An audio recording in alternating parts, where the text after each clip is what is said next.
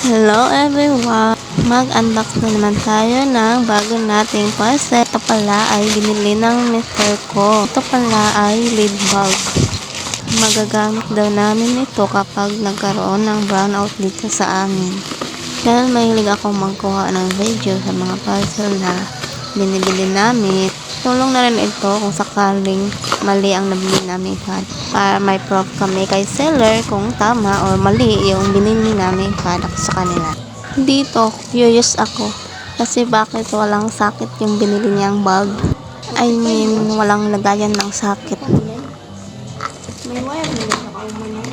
Ayan na, naghahanap na ng kape yung partner ko. Hindi ko pa kasi sana timplahan ng kape. Kasi may ginawa po kanina, kaya nakalimutan ko. O di na ini sa kuan.